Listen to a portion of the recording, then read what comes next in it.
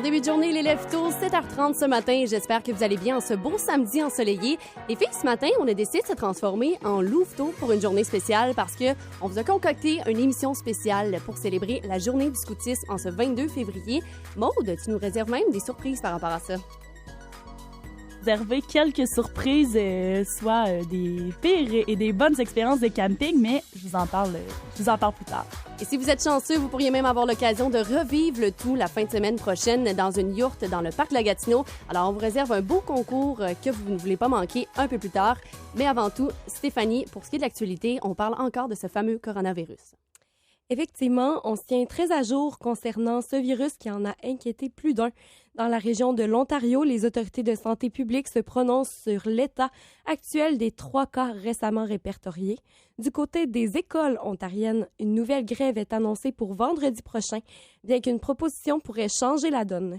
Plusieurs conseillers municipaux du centre-ville se sont vus écartés des rôles clés d'Ottawa. Sean Ménard, conseiller municipal du quartier Capitale, demande des justifications. Les hypothèses du démenti en ce qui concerne les 2 agents du service policier d'Ottawa qui se trouvaient tous sous enquête depuis plus d'1 an. Pour ce qui est du sport, dernière rencontre de la saison pour nos sénateurs d'Ottawa contre les Canadiens ce soir. Et la question qu'on se pose, c'est est-ce que cette fois-ci, on va encore devoir se rendre en prolongation? Parce qu'on se rappelle que les 3 dernières rencontres entre le Canadien et les sénateurs se sont rendues en prolongation. On est un petit peu en désavantage pour les sénateurs parce que on avait remporté celle de novembre. Par contre, pour décembre et janvier, c'est le Canadien qui l'ont emporté. Mais là, je voulais avoir votre opinion, les filles. Est-ce que vous avez des prédictions pour ce qui va se passer ce soir avec les sénateurs? Moi, je pense... En fait, j'ai confiance en mes Canadiens. Je pense qu'ils vont remporter ça 4-2, je dirais. Ils sont vraiment sur une bonne lancée. Là. Donc, aucune prolongation pour ce soir? 4-2, je suis vraiment confiante. En plus, ils viennent de battre les Capitals de Washington. Fait que, ouais, j'ai confiance. Et toi, Stéphanie, t'en penses quoi? J'avoue que j'ai peut-être un sentiment d'appartenance aussi, mais je pense que je vais y aller avec l'inverse, juste pour contredire Maude, en fait. Moi, je vais me garder un petit... je vais laisser faire, là, parce que je connais pas vraiment ça. Souvent, c'est mon chum qui fait ses hypothèses, donc on va laisser ça comme ça. Mais d'ailleurs, on tient à saluer Cédric Belair, un de nos auditeurs, qui a été chanceux quand même la semaine passée, a gagné une paire de billets pour assister au match ce soir au Centre Canadian Tire, grâce au site de Cogeco 104.7. Donc, bonne partie à toi, Cédric Belair. Et en plus, c'est une super belle journée pour aller à l'extérieur. Présentement, c'est 0 degré au cadran, avec un ressenti de -5. Et cet après-midi, ça devrait se réchauffer un petit peu, 4 degrés de prévu. Par contre, on retombe sous la barre du 0 cette nuit avec -10 degrés. Donc, soyez prudents quand même sur les routes et n'oubliez pas vos lunettes de soleil parce que ça peut être dangereux quand même. Même s'il n'y a pas de neige sur les routes, c'est aveuglant. Donc, soyez prudents sur les routes. Et oui, parlant de soleil, de bonne humeur, Justine, tu vas être contente. J'ai une bonne nouvelle pour vous. Si je vous dis Friends, est-ce que ça vous allume? Oh. Moi, oui. Moi, je te le dis tout de suite, Friends, il y a beaucoup de saisons. Écoutez les deux fois. Ben, tout le monde. Bonne nouvelle, c'est sorti, c'est confirmé, la rumeur qui court depuis quelques mois, il va y avoir un retour, mais pour un seul épisode seulement. Puis, dans le fond, ça a été confirmé il y a quelques heures sur le Instagram de Jennifer Aniston, qui a publié une photo des acteurs et qui a marqué « It's happening », soit ça va se faire. Donc, on attend ça, ça va être pour début mai. Puis, j'imagine que ça va faire... On a beaucoup d'attentes. D'attentes, exactement. Je sais pas pour vous, les filles, mais moi, pour avoir regardé ça quand même assez religieusement, il se passe tellement d'affaires. On vient qu'on rentre dans la vie des personnages. Puis là, j'imagine que l'émission, ça va être dans 10, 20 ans plus tard, où sont rendus les personnages, parce qu'on s'entend, ils ont tous quand même vieilli. Ils ont tourné ça dans les années 90, si je me trompe pas. Oui. Donc, moi, j'ai vraiment hâte de retrouver mes personnages que j'aime. Je pense que je suis pas la seule. Surtout qu'on avait une nouvelle qui est sortie dans la dernière année. Je sais pas si vous l'avez vue sur Netflix. On avait décidé d'enlever la saison, la série de Friends au complet. Puis les gens ont tellement chialé comme de quoi on aime Friends, ramenez-nous ça. Donc vraiment, je pense que vous avez le temps de toutes les écouter sur Netflix avant que ça sorte. Oui, puis on s'attache à ces personnages-là, veut pas. Mais est-ce que vous savez quel cachet ces acteurs-là vont toucher environ? C'est une bonne question. Pour vrai, là, tu nous en poses une bonne. On s'essaye? Aucune idée. Essayez-vous. Moi, je dirais... je sais pas, c'est pour un épisode? Ouais, un épisode seulement. Je pense que ça tourne aux quelques 10-20 000 par personne. Toi, facile. Toi, Stéphanie? C'est dur à dire. Je pense que je vais y aller pour plus, peut-être. Ouais. Ouais. Ben, on connaît pas On ça. va aller, je sais pas, on va dire Je vais vous le 25-30 pour pas exagérer. C'est au moins 2,5 millions de dollars pour leur participation à un seul épisode. Quand même. Pour les 6 ensemble ou chaque? Pour les... Oui, Hey, pour c'est chaque... énorme. Chaque personne, 2,5 millions. C'est fou. Les filles, on a choisi le mauvais métier. Je vous l'annonce ce matin. On aurait fait Il est plus jamais d'argent à trop télé. Mais parlant aussi d'effets boule de neige et de nouvelles qui prennent ampleur dans les médias sociaux, on jase encore beaucoup dans les médias de la petite polémique entourant la dernière émission de Tout le monde en parle avec Mariana Mazza où elle a tenu des propos crus, comme à l'habitude. Puis a lancé quelques jurons dans un contexte qui se voulait humoristique à Guy Lafleur. Le public a tellement été choqué que Mariana a décidé mardi passé d'écrire une publication sur son Facebook. Mais moi, j'ai vraiment envie de savoir c'est quoi votre opinion là-dessus. Est-ce que vous pensez qu'on devrait censurer, nous qui travaillons comme ça dans les médias, est-ce que vous pensez qu'on devrait arrêter puis c'est se censurer les jurons, quitte à éteindre un petit peu la personnalité de quelqu'un? Tu sais, Mariana Mazza est connue pour ça.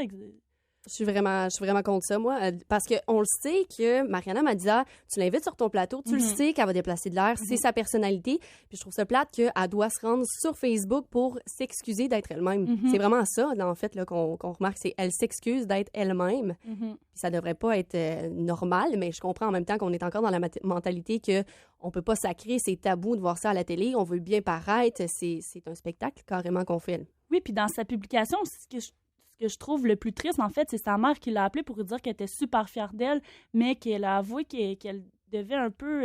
elle se sentait parfois mal de dire qu'elle était la mère de Mariana parce que les gens l'insultaient, disaient qu'elle avait mal élevé, ce que je trouve personnellement vraiment épouvantable là, dans le milieu, surtout dans le milieu qu'on est. Là. J'avouerais que je partage votre opinion, les filles. En fait, c'est juste une question aussi d'expression, juste de liberté d'expression, en fait. Puis, comme tu dis, de personnalité, puis juste de justement, si ça vient comme ça, de s'exprimer comme ça, c'est juste une façon de donner une teinte aussi au message. Puis c'est sûr que ça dépend des contextes, mais dans le cas de Mariana Mazza, je crois que ça pourrait s'appliquer, effectivement. Bon, fait que les filles, on le sait, pas besoin de se censurer, c'est parti. Effectivement, on continue sur cette lancée-là et restez des nôtres parce que dans les prochaines minutes au 104.7 Cogeco, on va s'informer un petit peu plus par rapport au coronavirus qui attire beaucoup l'attention des auditeurs.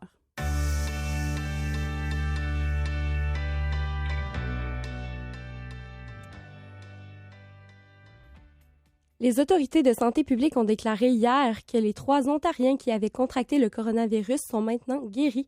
Le couple marié de Toronto et l'étudiante de London ont contracté le virus alors qu'ils s'étaient rendus dans la région de Wuhan en Chine, qui se trouve à être l'épicentre de l'épidémie. La dernière patiente infectée a obtenu des résultats négatifs à 2 analyses menées en 24 heures d'intervalle, ce qui est la norme pour être considéré comme rétabli. Également, l'avion transportant les Canadiens infectés sur le paquebot Diamond Princess a touché le sol de Trenton à 2 heures la nuit passée. Pour ce qui est des écoles secondaires de l'Ontario, la Fédération des enseignantes et enseignants des écoles secondaires annonce une nouvelle grève pour vendredi prochain. Le mouvement prévoit mobiliser l'entièreté des services dans plusieurs écoles francophones de la province.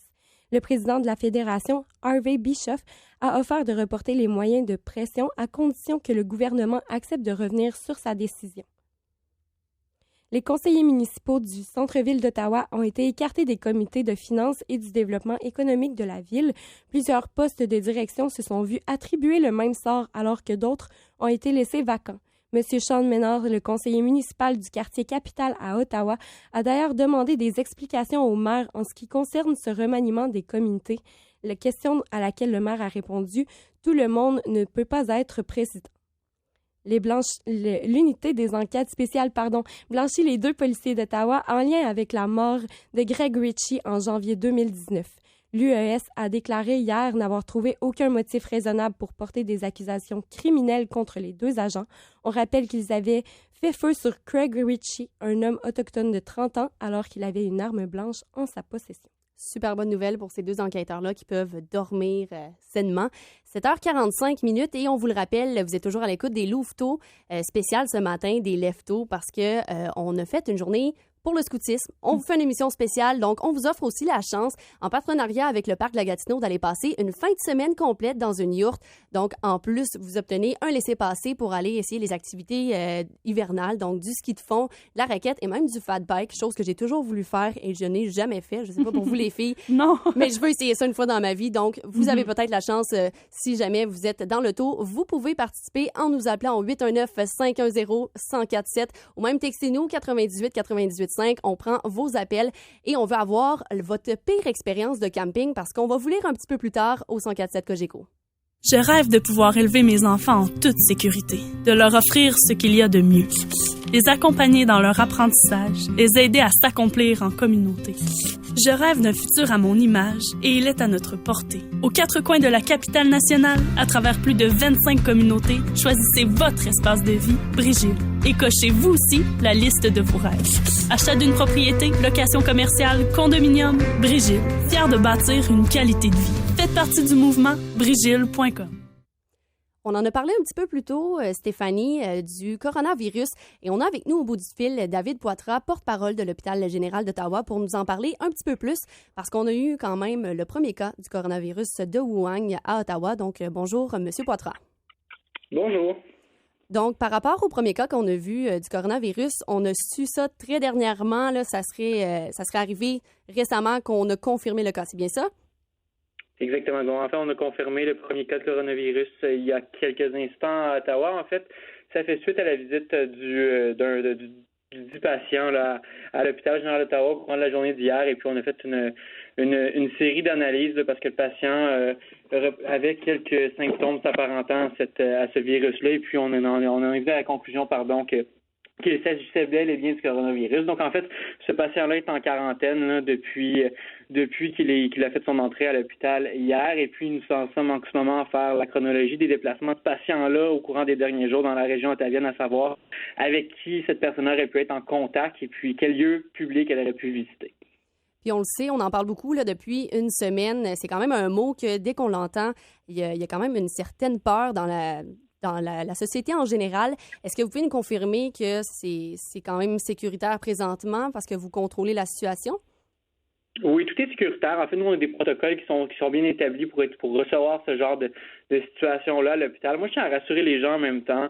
Écoutez, le coronavirus, c'est des symptômes qui s'apparentent beaucoup à ceux de la grippe, pardon. Et puis, en fait, faut pas partir en peur avec ça non plus, dans la mesure où est-ce que ça se prévient bien avec la bonne vieille manière là, de se nettoyer les mains régulièrement tous les jours et puis de tousser dans son pli de coude. On peut facilement là, se protéger contre ce virus-là. Ce que je tiens à dire en ce moment, là, c'est qu'il n'y a pas lieu de paniquer. Les gens peuvent continuer à vaquer à leurs occupations régulières et puis continuer à fréquenter les lieux publics sans problème. Et présentement, je sais qu'on en parle beaucoup, là, on tourne pas mal alentour des mêmes questions. Par contre, vous avez parlé des mesures préventives à prendre. Est-ce que vous pensez qu'une fois qu'on va avoir évalué que la personne, par exemple, on prend le meilleur exemple, la personne n'a pas vraiment eu de contact avec beaucoup de choses, en combien de jours ça pourrait être quand même sécurisé, on contrôle la situation, puis on peut passer à d'autres choses? Moi, je vous dis qu'on la contrôle dès maintenant, la situation. On est en train de faire la chronologie des événements. Ça va assez vite. Écoutez, je vous reviendrai dans les prochaines heures, si vous le souhaitez, avec plus de détails à ce niveau-là. Nous, de notre côté, c'est clair, net et précis. Si cette personne a eu certains contacts pendant sa période d'incubation qui, disons-le, dure de 2 à 10 jours, on va faire des interventions et vérifier que ces gens-là ne sont pas atteints par cette maladie-là. En même temps, je tiens à rassurer les gens. C'est une maladie qui se guérit somme toute assez bien. On parle de fièvre, de maux musculaires et de tout. C'est des symptômes qui s'apparentent beaucoup à ceux de la grippe, donc qui se guérissent de la même manière, donc du repos avec une bonne consommation d'eau au courant de l'affection. Donc, les gens qui sont plus à risque de développer des complications, c'est les gens qui sont plus jeunes et les personnes plus âgées, un petit peu comme la grippe. Donc, ce qu'on recommande, c'est que si vous avez des symptômes qui s'apparentent à ceux de la grippe, donc toux, fièvre et maux musculaires assez intenses, de vous présenter aux urgences pour qu'on puisse vérifier le tout. Mais il n'y a pas de panique à avoir, tout est sous contrôle. Et est-ce que vous le savez, M. Poitras, si présentement, il y a des développements à savoir si on peut avoir un vaccin pour venir contre ça? Parce que à chaque fois qu'on a un certain virus comme ça, si je prends par exemple le H1N1, on avait développé un vaccin, on en avait parlé aux gens, ils pouvaient aller voir les médecins de famille pour avoir le vaccin. Est-ce qu'il y a quelque chose qui est mis en place pour ce qui est du coronavirus? C'est une excellente question, pardon.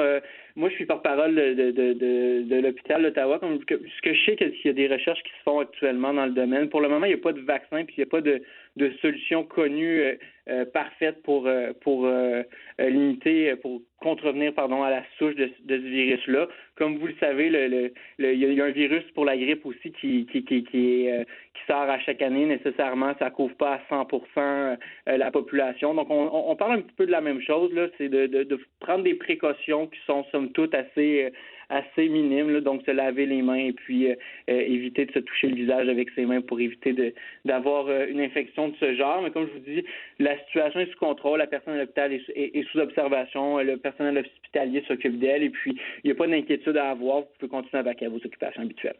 Parfait. Donc, on tient à rappeler à la population de ne pas s'inquiéter. Tout est sous contrôle, comme vous l'avez si bien mentionné. On le rappelle. Merci beaucoup, David Poitras, porte-parole de l'Hôpital général d'Ottawa, pour plus de détails à propos de ce nouveau cas à Ottawa. Merci.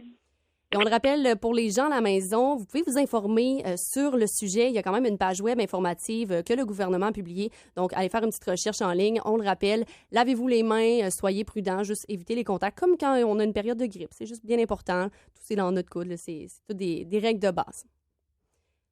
On va poursuivre avec notre fameux sujet chaud parce qu'on le sait que vous l'attendez avec impatience. À chaque semaine, vous êtes plusieurs à nous écrire justement sur la messagerie texte parce que vous avez hâte de voir de quoi qu'on va parler. Alors, Maude, on veut le savoir. Nous non plus, on le sait pas, là. Sujet chaud cette semaine. Je voulais pousser le concept de scout vraiment à son maximum. J'aurais aimé ça vous amener jaser autour d'un feu, mais malheureusement, on va garder ça plus sécuritaire. On va essayer de garder notre bâtisse sur pied, là. Nos tables sont quand même en bois. On lancera pas trop d'idées quand même. Mais cette semaine, c'est ça, on parle de camping, on parle de scout. C'est l'émission spéciale en cette journée nationale du scoutisme. Et là, on va réchauffer la pièce autrement. Je vais vous poser des questions en rafale par rapport au camping, par rapport vraiment au chalet. Je vais aller avec Justine, puis ensuite Stéphanie. J'ai envie de savoir, vite, chalet ou camping? Chalet. Camping. Camping? Camping en tente ou motorisé? Motorisé. En Westphalia, ça compte. Ah, ça passe. C'est motorisé, ça. Vacances entre amis ou en famille? En famille. Oui. Ouais. Ah, c'est difficile.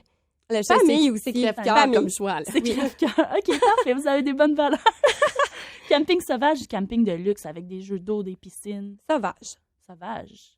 Je suis pas capable de décider. Je trouve qu'il y a un moment pour chaque affaire. Mais parlant de camping sauvage, j'ai une bonne expérience à vous raconter. On a Stéphane ici de la messagerie texte qui nous a raconté son histoire. je vous la lis.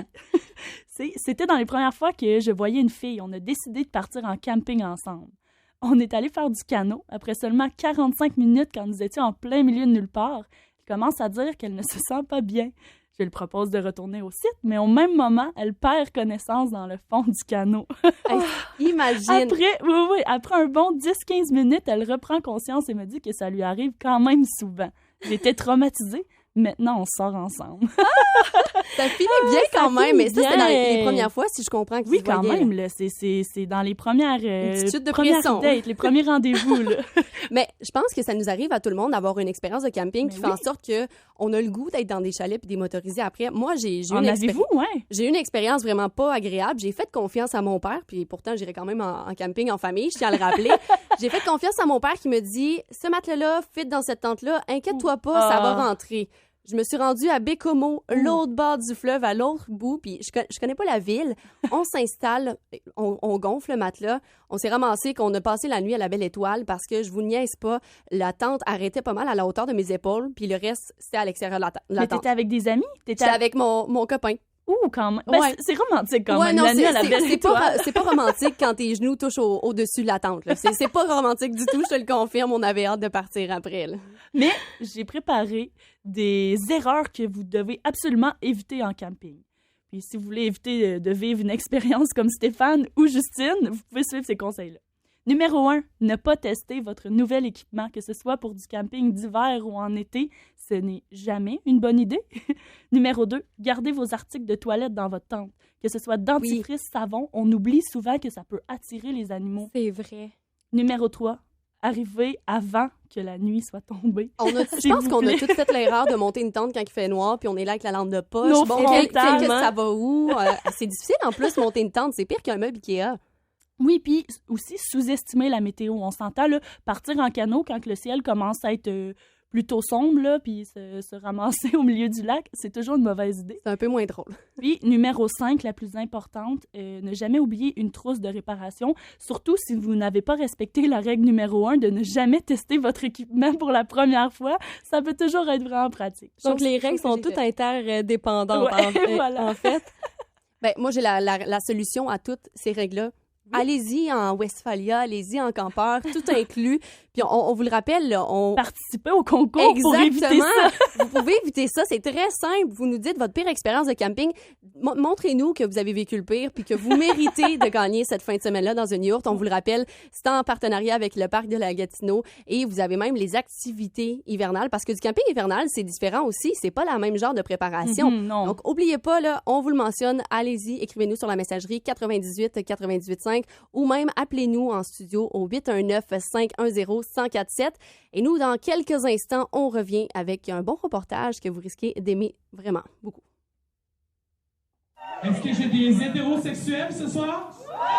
Du petit bar de région à la sphère médiatique, du quartier gay de Montréal à la culture populaire, l'univers des drag queens se répand comme une traînée de poudre dans les boîtes de nuit québécoises. De nombreuses facettes de ce monde sont encore méconnues du grand public. Malgré tout, elle réussit à s'ancrer dans la culture populaire grâce à ses tendances maquillage telles que le contouring et le highlight, qui servent tous deux à accentuer les traits du visage. La drag queen comme libération, dénonciation des stéréotypes et préjugés, mais aussi comme expression artistique. Dès son enfance, le trifluvien Jeffrey Leclerc a toujours été attiré par les arts tels que le dessin et la peinture. Son imaginaire l'amenait même à avoir des rêves habituellement souhaités par les jeunes filles. Quand j'étais jeune, j'ai toujours eu un petit côté plus efféminé que les autres. À un certain âge, mon rêve, c'était de devenir une princesse toujours. Bon, peut-être que c'est arrivé finalement. Sa mère, Danielle Gauthier, se souvient d'ailleurs très bien de cette époque. Il aimait tout ce qui était beau, tout ce qui était brillant, tout ce qui était dentelle. Tu sais, il l'exprimait. Il y avait aucune... Tu sais, il y avait 4 ans, 4-5 ans à ce moment-là. Pour plusieurs, le phénomène drag queen est encore rempli de tabous. De son côté, l'ancien étudiant en théâtre au cégep de Trois-Rivières voit plutôt l'envers de la médaille. Pour Jeffrey, cet univers est bien plus que des paillettes et du rouge à lèvres. Il y a tellement aussi déjà de préjugés et tout qui se font là-dessus que ça reste une certaine façon aussi de provoquer. On n'est pas juste là à être belle sur scène. C'est un spectacle, on se maquille, on fait des costumes, on danse, on fait du lip-sync, il y en a qui chantent aussi. Il y a un côté très théâtral aussi à travers ça. Enfant, Jeffrey s'est toujours senti plus efféminé que les autres garçons de son âge. En vieillissant, est arrivé une tonne de questionnements sur son orientation sexuelle et son corps. Après avoir considéré le changement de sexe, le jeune homme de 22 ans a écarté cette option en donnant naissance à Narcissa, son penchant féminin qu'il ne sort que la nuit. Ton personnage de drague, c'est une deuxième personnalité que tu te donnes, en fait, là. Tu vas toujours évoluer dans la vie en tant qu'être humain. Ben, ton personnage de drag queen, c'est la même chose. Je trouvais que le corps de la femme était esthétiquement beau, mais plus d'un niveau artistique. C'est pas moi, j'aime mon corps de garçon, puis ce qui a été vraiment une bonne chose pour moi, parce que ça m'a permis de pouvoir séparer la femme et l'homme, puis d'être comblé à travers ça. D'origine connue et aimée de la communauté LGBTQ, l'industrie des drag queens gagne en popularité. Ces artistes tentent de plus en plus de faire connaître leur art au grand public en brisant les tabous. C'est d'ailleurs l'un des défis que se donne Jeffrey.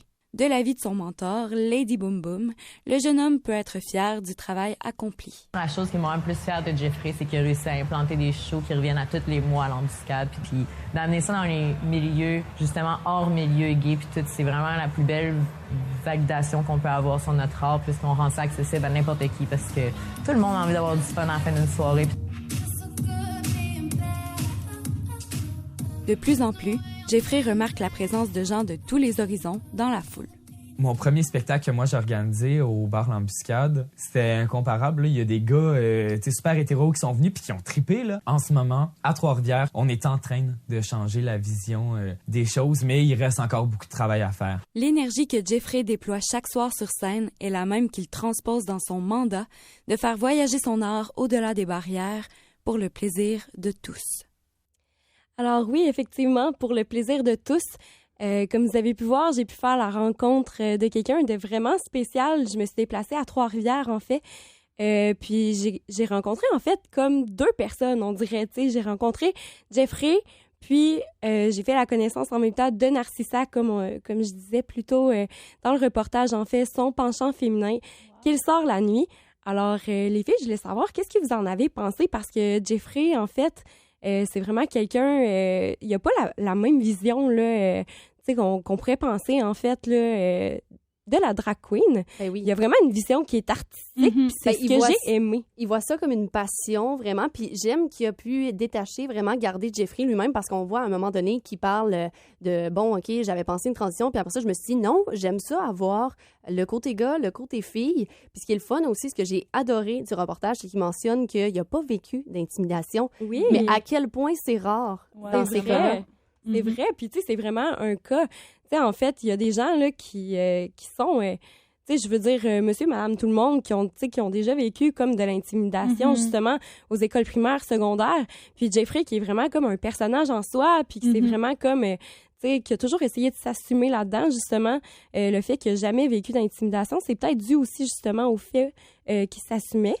Mais toi, Maude, qu'est-ce que tu en avais pensé? Ben moi, étant native de Trois-Rivières, j'ai eu la chance de côtoyer Jeffrey et aussi Narcissa, puis c'est tellement un beau modèle, je trouve.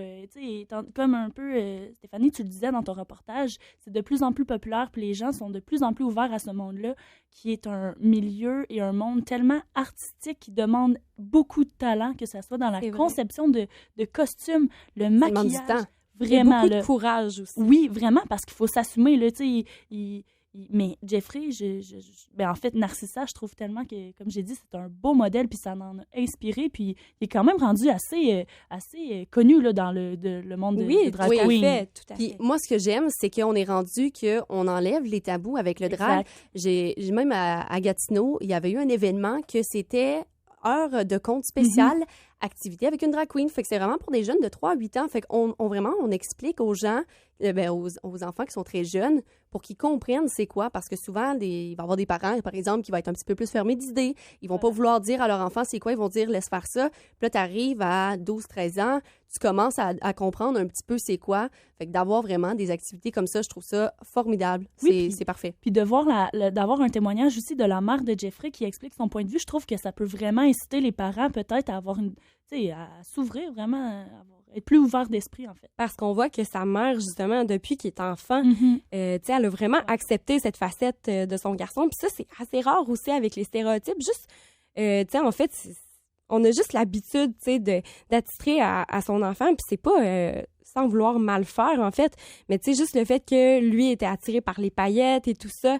Puis j'ai trouvé vraiment bien, en fait, de voir toute l'acceptation puis l'amour que lui portait sa mère face à ça et tout l'encouragement aussi que lui a reçu. Tu nous mentionnais aussi qu'elle était très proche de ses émotions pendant l'entrevue quand tu as parlé parce que très émotive. Ça lui portait à cœur de voir que son fils s'épanouit puis il aime tellement ce qu'il fait. En plus, il gagne sa vie en faisant une passion. Oui, c'est rare que ça arrive. Là. Il gagne peut-être pas 2,5 millions comme nos amis de Friends, mais non, quand même. C'est vrai, mais comme elle a dit, c'est ça que tu veux en tant que parent, voir ton enfant s'épanouir, peu importe qu'est-ce qu'il fait, peu importe c'est quoi sa passion, puis de le soutenir là-dedans.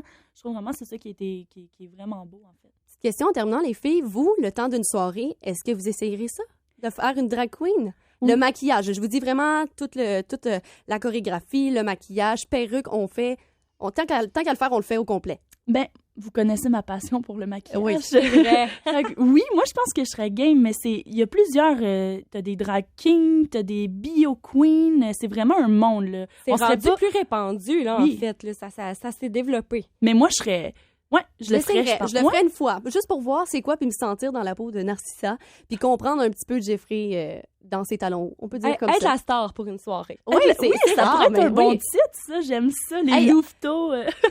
J'aime ça. On va l'essayer. En sortant d'ici, on s'en va faire des cours de drag queen. Et là, après la pause, je sais que vous avez hâte, les filles. Là, on va décider, en fait, on va tirer le gagnant pour la fin de semaine avec la yourte dans le parc de la Gatineau. Donc, on vous le rappelle, c'est encore le temps de nous appeler au 819-510-1047. Et pendant ce temps-là, nous, on s'en va en musique avec Émile Bilodeau, une belle chanson qu'on apprécie toutes. Vous écoutez le 1047 Cogeco.